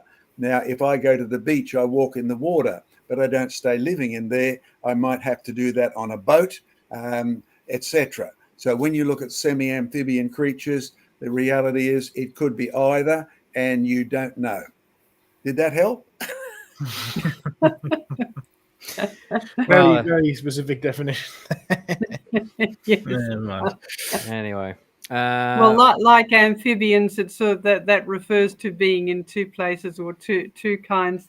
Some things that are considered to be amphibious actually live their lives in the water. That's just they're capable of coming up on the land. And there are other things which basically live their lives on the land, but they are capable of living in the shallows or in the intertidal zone and things like that. So it's not a case of one thing or the other. You would have to consider each creature as a case in its own right. I mean, it's probably a mixture of both for that reason. We have our classic water snakes here, Diane, that always have to go out to lay their eggs. Likewise, you have the turtles that only go out to lay their eggs. And you have some creatures that, well, let's put an example that's really happened in history. When Captain Cook and the others dropped off pigs on some of the Pacific islands because they thought they were doing the world a favor, the pigs sort of multiplied like pigs do. They ate every bit of vegetation they could eat, and then they took up diving to get their fodder from the bottom. Seaweed, shells, fishes, and today you have the famous diving pigs, right? So perhaps it's latent ability in all of us. I'm not quite sure. So to me, both of those days would work for either of those sort of creatures. I think it's very clear in God's word. What's not clear is who created the word amphibian. That is a classification word that doesn't apply to the Bible. So when we get to meet the Lord, we can ask him that, which ones were which. But amphibians is a modern word. Yes. Good point. Yeah. All right. Let's have another question then, Sam. Maybe just one more, because we've got some more content to get through from Craig next, I think, and then it's back to you again, isn't it, John? Yep. All right then. So we had a visit from Hive Sci today. So good to see you, Hive. At Creation Research, what feature do birds have that dinosaurs don't have? Take it away, Diane. I think that's yours. Well, probably the most significant one is the lung, and as John quite rightly said, soft tissues in internal organs rarely fossilized, so we don't have any dinosaur lungs that we can study. Birds have this amazing one-way system. They actually have basically two breaths in their body at a time, because they take in a breath, it goes down through their respiratory tubes into their lungs, but it doesn't go back up the way it came, like it does in our lungs and in a mammal lung and in a reptile lung as well. It keeps going through the rest of the bird's body. It goes through a number of air sacs. Some of these are in bones, and so the bird bones have hollow spaces in it, which means the bones are lighter, but they also serve a purpose in circulating the air, and then it goes back out through the upper respiratory passages and out of the bird's body. So it's a one-way flow thing.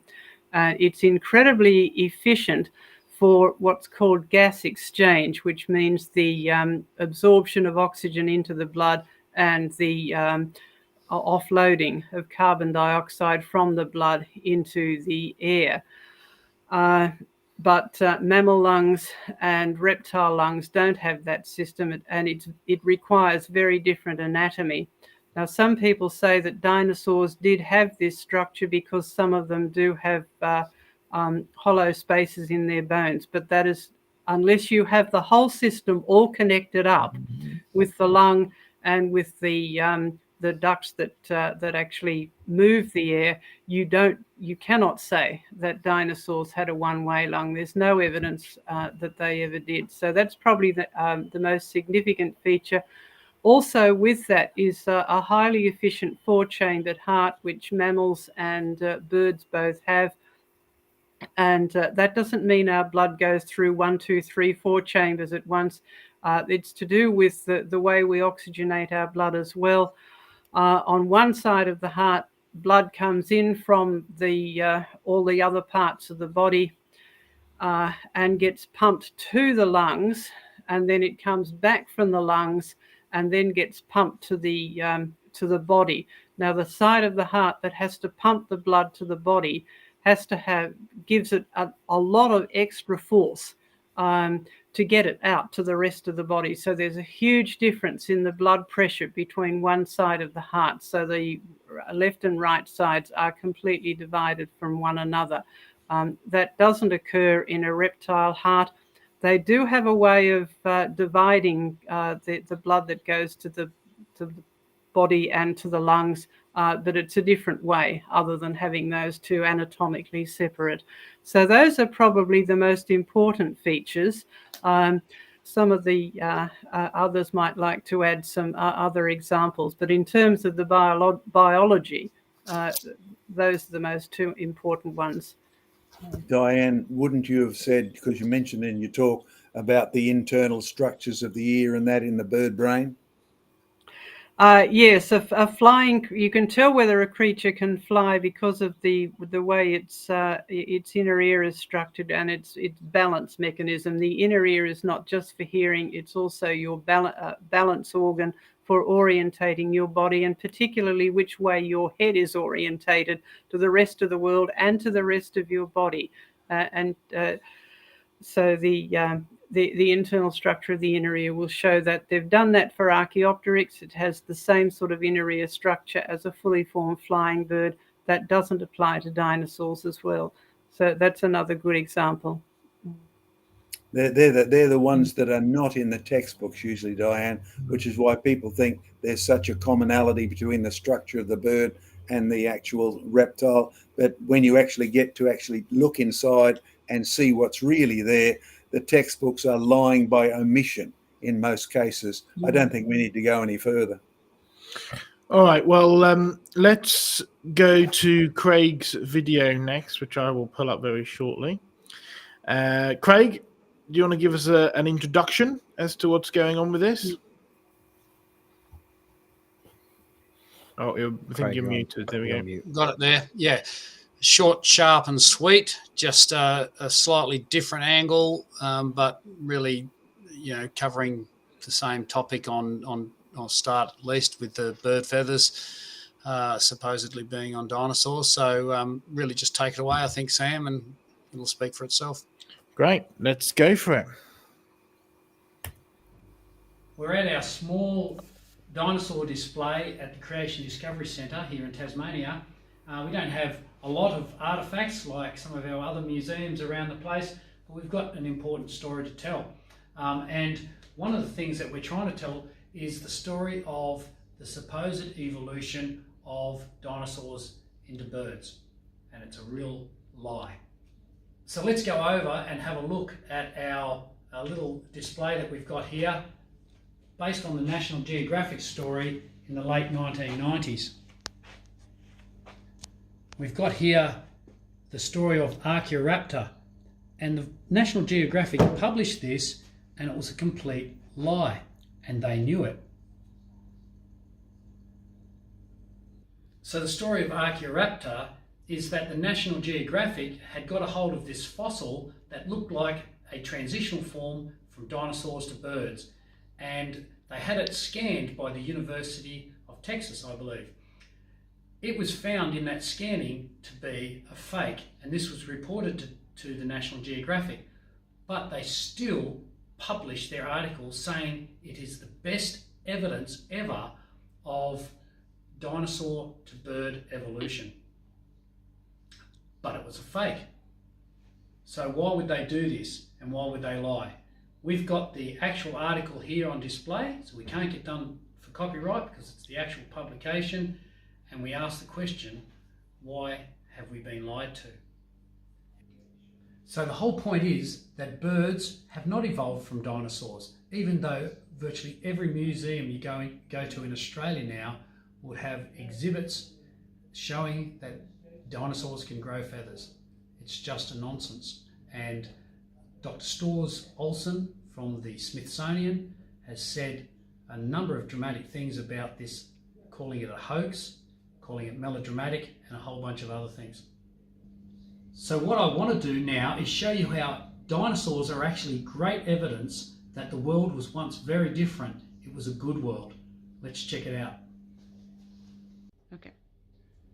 So it begins here with this concept that we regularly like to present at Creation Research, that the present is not the key to the past. So Charles Lyell, a geologist in the early 1800s, presented this idea in his geology textbook that the present is the key to the past. So in other words, the rates of erosion that we see, rock formation, etc., it's slow now, so it's always been slow. Cast that back and the world must be millions of years old. But if you can undermine this idea and show that it's false and the opposite is actually true, that the past is actually the key to the present, then you'll see how dinosaurs are great evidence for a once good world. So this display is showing how the ages of the patriarchs in the Bible, the 10 patriarchs that are mentioned in Genesis, from Adam through to Noah, were much longer than what we now live. But this seems an anathema to us that people could live this long, because we think with the ideas that Charles Lyell presented, that the present is the key to the past. We live 70 years now. Surely people have only ever lived 70, if even that long. So the idea that people live 900 years old is just crazy, according to that sort of thinking. But we're told in the Bible that they did live 900 years or more. But after the flood, the ages declined, until you get to Jacob in Genesis 47, who, when asked by Pharaoh, "How old are you?" he said, I've lived a hard life. I won't be able to live to the vast ages of my forefathers. And yet he was 130 at that point, and he still lived to 147. So something has definitely changed, and the flood was the turning point. So we're at our gharial crocodile display. You can see the fossil gharial crocodile here, and it's just the same as the modern one. We've got a cast of a modern one down there. They haven't changed. But we do know that crocodiles in the fossil record have been found as big as 11 metres. That's huge. And here's something else we know about crocodiles. The longer they live, the bigger they get. They continue to grow as long as they live. So here's a question we can ask as creationists, as scientists that believe that the world was once good. How old is an 11-metre crocodile? And if people could live 900 years in a good world, how long could a crocodile live, and how big would they get? Now, how's this compare to dinosaurs? Well, crocodiles are the closest living creature to a dinosaur. Everyone knows we find enormous dinosaurs in the fossil record. Here's the question we can ask. How old were they? And if there was a good world once, how big would they get? So the present isn't the key to the past. What happened in the past is actually the key to what we now see in the present. We find dinosaurs, huge, buried by sediments laid down by water all over the planet. They're big because they once lived in a good world that was then destroyed by a flood. And we see the evidence around us now. Well, there we go. Let me just go through and unmute everybody, because we had to mute everybody while we were doing that little video clip there. So everybody should be unmuted now. Excellent. Thank you very much for that, Craig. And I've got to say, the museum's coming along looking really good. Just one comment, Craig. You know, your long-snouted, skinny-snouted crocodile there, your comments on 11 metres refer only to that variety of crocodile, because some of the ordinary crocodiles, the fat-snouted ones, you can find them up to 15, 16, 17 metres in the rocks, but they're a different group. The little ones, they really are tiny today, particularly in sort of Southeast Asia, where you come across them quite markedly. But yes, we'd encourage folks, go to our Tasmanian Museum, and we love your wall charts, Craig, and we've certainly shared them because we're going to put a couple up on our new museum. So that's what the whole concept is about, folks, where we have a Creation Discovery Centre in Tasmania. They come up with some good ideas and we steal them. Craig comes to visit Queensland. He sees my long-snouted crocodile and, well, we donate it to him. So that's been really good. So that's what we're doing. So, Glenn, keep your eyes open. I didn't steal it. No, you didn't steal it. We gave it to you. So that's good.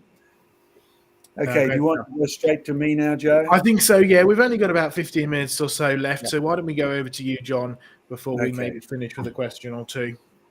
Okay, do you want to put my slides up, please, mate?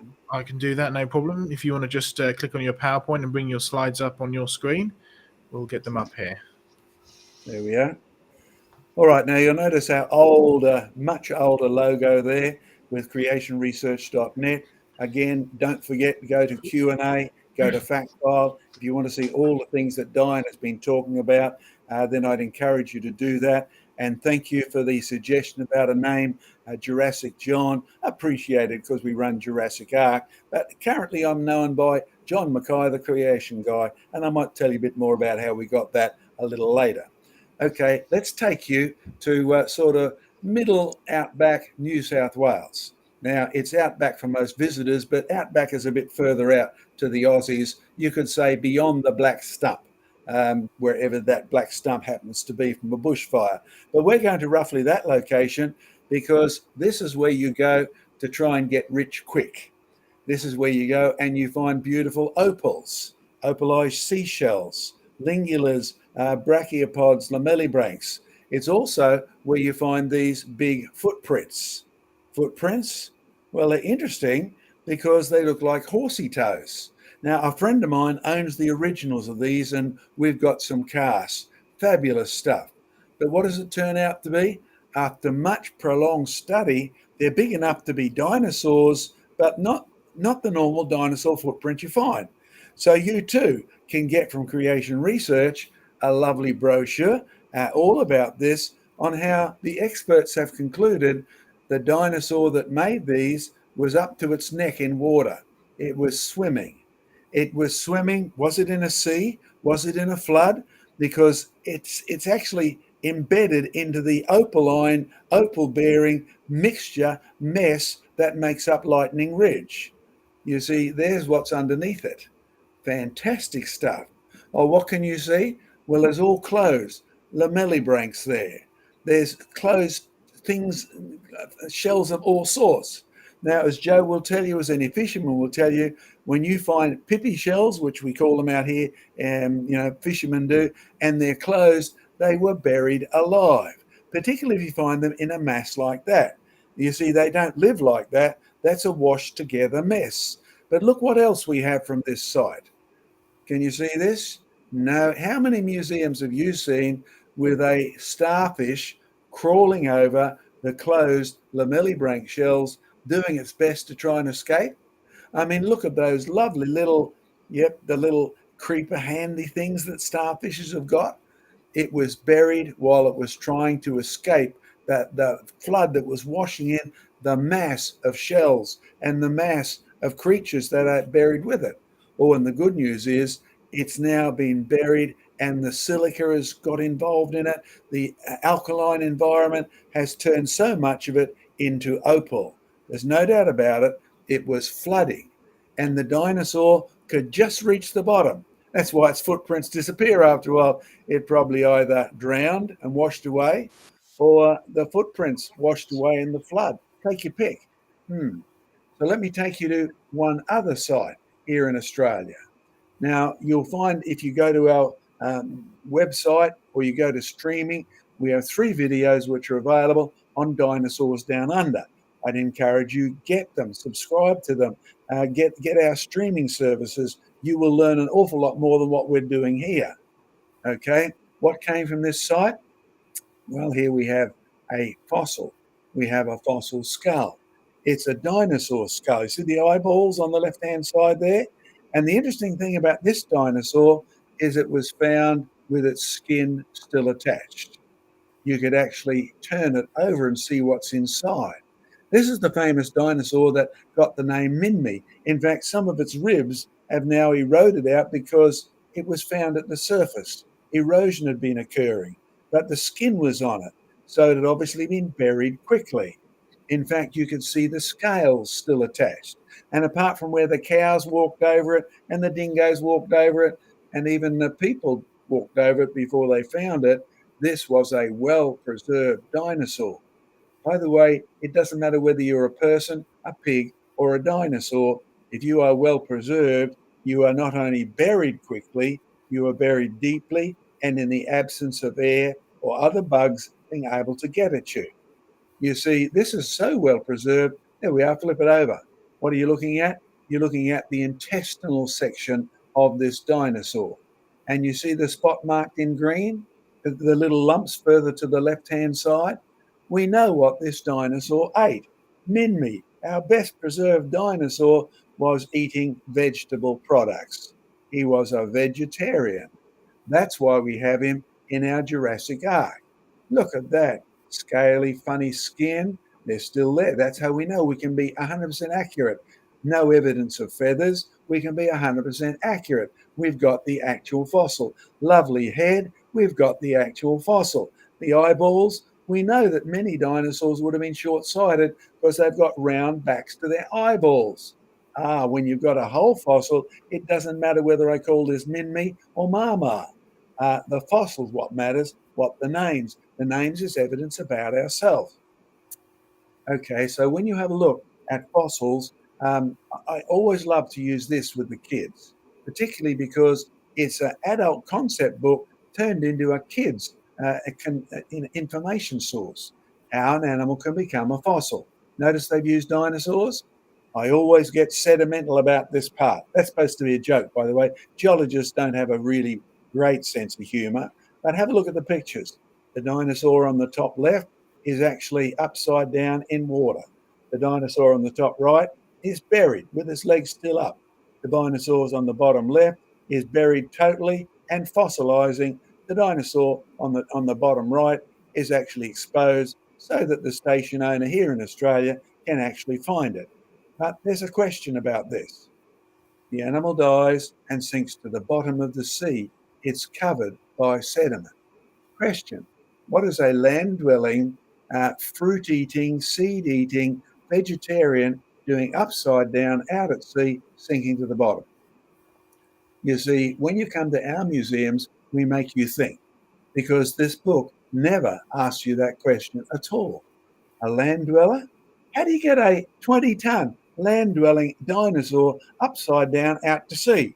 Well, the water's got to be deep on the land for sure. In fact, this is conceded if you know anything about where to hunt for resources. Here's the dinosaur under question. This is Metabarosaurus. Now, do you see the background? Red, barren, dry, arid. I've been out there. I know the bloke who found this dinosaur. I went and talked to him. No, not an expert, just someone who liked wandering through the bush. Dinosaurs, Metabarosaurus, named after the nearby town of Matabara. Yep, you're right, that's how we do it. Permian, named after the area of Perm in Russia. Nothing to do with millions of years of evolution. This guy's son ran the mechanic shop that fixed my broken car as I drove through town looking for him. Okay, but there's one thing you never hear. You don't see it in the museums. He was found buried with seashells. In fact, I've scoured the whole of central Queensland and I never lack for seashells. I never lack for fossil wood. I never lack for dinosaur bits, and they're all mixed together. The evidence of flooding right through Queensland, New South Wales. I mean, how do you get a dinosaur up to its neck in water so only its tippy toes reach the bottom, and the bottom consists of buried, washed in shells and starfishes? Well, if you know where to go, you can actually check australianmuseum.net.au, and no, it's not advertised as a main item or anything. This skeleton was most likely a carcass that had floated out to sea from nearby land before sinking and fossilizing. How did you get that huge dinosaur out to sea? How did you get it off the land? You have to flood the land and get it into even the river before you can get it out to sea. Or perhaps it's just flooding the land is enough. But you see, if you pursue all of this hard enough, long enough, and stick at it, can I encourage your creations out there? Don't build your lives on presuppositions. Admit what your presuppositions are. Mine are: the first scientists believed in science because they first of all believed in God, and God had stamped his nature on creation so that you could see and you could understand and you could know what it meant. Yep, you heard me right. That is the presupposition of people like Newton and Bacon and all these others. They believed in the biblical God, not the pagan God that made fossils into tricks played on us. That's why the scripture also says that verse there: test all things, hold fast to what is good. Now, you come to our museums, Creation Discovery Centres, Joe's Museum in Oswestry, and don't forget to go there and make sure you support them. Have a look at what Glenn's doing in the USA, support him and pray for him, because what we're doing is crashing through the lie that the fossils show evolution, that the fossils show dinosaur A or non-dinosaur A grew feathers and turned into a bird. Absolutely non-based on evidence at all. Now, we could continue on, but our time is nearly up. In South Alberta Badlands, let me show you some of the things you find. Oh, that's Liam, by the way, one of our geologists at the bottom. Can you see the average way dinosaurs are found? If you've got a whole dinosaur, most of the dinosaurs you'll find show evidence of their necks up, their backs turned over, and they are in a drowned position. Edmonticus, yeah, you know where it's found. Isn't there a place with a name like that? Edmonton in Canada? And look, man alive, this is what you find, and this is the majority of what you find. These creatures were drowned, then they were buried so quickly they didn't even have time for their muscles to relax. Yep, I know about that one because I took that picture. I went over there to see it. I actually have gone out of my way to make sure I could see the evidence, not just read the books, because that's what I found. Remember that illustration from Queensland University? They poo-pooed my thesis because I didn't get hold of that PhD that changed its name. The name didn't matter. My thesis was 100% accurate, and they've changed the classification back to what it was when I was there. This dinosaur, this creature, whatever you want to call it, drowned beyond a shadow of a doubt. That's the one that was used before. When you have a look at these all over the world, and that's why we so encourage you, look at our e-news, go to the fact file where you'll find these quotes and their original sources. Many dinosaurs found with head and neck bent backwards and tail arched over the back. Immersion in water is the simplest explanation. Now I'm going to finish there, Joe. If you want to take me back to you, I'll sort of find myself down here. There we are. All right. Where? Well, we should all be back together on the screen now, and we've only got a couple of minutes left before we are supposed to sort of start wrapping things up. So, Sam, why don't we have any last thank yous that we need to do? Then let's finish up on one more question. Just a reminder, folks, that we do appreciate all of your questions that you send in. We keep a record of them, and we do. I think we've got one coming up in a couple of weeks' time, a Q&A special where we spend the whole program just dealing with questions. So do keep your questions coming. But let's do some thank you, Sam. One final question. All right, then. Yeah, there have been tons of questions pouring in today. So it really has been great. So thank you, everyone in the chat, for tuning in and sending in your questions, interacting. It really is great to see tonight. I think this has been a textbook creation research, classic creation conversations this evening. Right, okay. So we've got some thank yous to go through. We've got Doki Doki coming in with $1.99 US buckaroos, a slice of cherry pie. Nice. We've got Sandy C in with 11 New Zealand buckaroos. Why did the Archaeopteryx catch the worm? Because it was an early bird. We've also got another joke coming in from Sandy C. 11 New Zealand buckaroos. Why did the Tyrannosaurus Rex cross the road? Because the chickens hadn't evolved yet. And Doki Doki as well coming in with super sticker 149 US buckaroos, a pink ice cream cone. Neil Grindley coming in with 10 British buckaroos. Thank you, Neil. And this one made me laugh. I had a little bit of an interaction with this one. So Hive Science came in with 5 US buckaroos.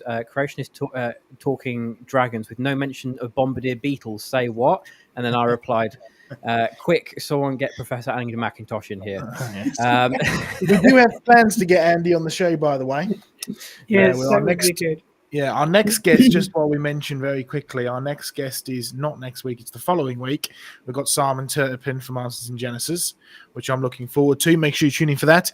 But yeah, we do have plans to get Andy on the show in the next little while as well. I'm actually going to be speaking at the Truth in Science conference that they've got coming up in September. So we're going to get him on here to talk about that as well. All right. Let's do one last question. I'm going to try and make it relevant. Here we go. We've answered this one before. Is it worth answering this one? How did dinosaurs preen their feathers with large teeth? Or do you want to? I'm sure we've answered that question from George about 4 or 5 times on this show. I'm sure it's come through a few times before. And he didn't send enough money in to have it answered again. Yeah. So why don't you bring up the question about crocodiles and dinosaurs and hips? Yes. All right, then. This one comes in from Shogiwa. Is it true that the hips of dinosaurs and the hips of crocodiles are different? Okay, because I have to leave soon as first, I'll give you my 5 cents worth on this. One of the things that Sir Richard Owen used in classifying the group called dinosaurs was hip structure, right? He concluded very rapidly that these were bigger creatures than had been seen before, but they were bigger reptiles, but they weren't archaeosaurs, which is the name of dinosaurs, name of crocodiles and crocodilians in retrospect. The oldest, the first known sauruses. Saurus simply means creatures that move with an S shape in their hip. So when you have a look at crocodiles, that's how they move, right? So some of the first creatures that Owen saw, it was his thought that they were flat along the ground and they move like this. He didn't have enough bony material to reconstruct the whole thing. So they were placed with archaeosaurs, but eventually one of the chief distinctions was the difference in their hip structure, so that when you look at crocodiles, they have their legs out like this. When you look at dinosaurs, mostly their legs are either at the side or sometimes directly underneath. I'm going to have to leave, Joe, if you want to take any more with that. But thanks for that question, Shogi Wall, and thanks to everyone for today. And thank you for calling me Jurassic John and telling Sam, encouraging him so much that this was a really great group this morning. I won't catch you next week, 2 weeks from now. Goodbye. See you later, John. Great John. to have you on the show. And I think that's about the right time that we begin to wrap and close stuff up anyway. We have had a pretty good show. I think it's been one of our best shows in the last little while, which is fantastic. So thank you all for the great engagement in the chat. We do really appreciate that. Thank you all for your questions as well. As I said, we will get to them. I believe it's in about 3 weeks' time that we have a Q&A program. Just as a reminder of what we've got coming up. Next week, we're dealing with this topic, which is a little bit more of a biblical topic, if you like, rather than a purely science one. It's the question of whether evolution is compatible with Christianity, or rather, should Christians reject evolution, which is actually the first ever debate that I organized between John and the theistic evolutionist. We actually still sell that as the DVD or the download. It's got a very young me. I was, I think, 16 maybe at the time, something like that. Anyway, it was the first debate that I got John involved into. So we're going to be dealing with that topic. But yes, as you saw, John won't, or as you heard rather, John won't be here next week. And I believe neither will you, Glenn. Is that right? Won't be here. I'll miss you guys. No worries. Well, I'm sure it's enough for me and Craig and Diane and Sam to cover, so that'll be fine. So we'll be looking at that. And then the following week, we've got Simon Turpin from Masters and Genesis coming on the show to have a bit of a chat. So we're very much looking forward to that. That should be a great program. We've been very long-time friends with Simon at Creation Research, even before he was involved with Answers in Genesis. So I'm very much looking forward. And then finally, the following week, and this brings us up to the end of our currently scheduled programs, but we'll get some more scheduled very shortly. We've got our Q&A session, and that's when we'll come back to the questions. So thank you all very much for coming and joining us tonight and sending all your questions in, as well as all of the engagement and everything else. All right, folks, I think that's just about all to bring it all together. It's great to have you all here. Be sure to join us next week. Goodbye and God bless. Any last words from the team?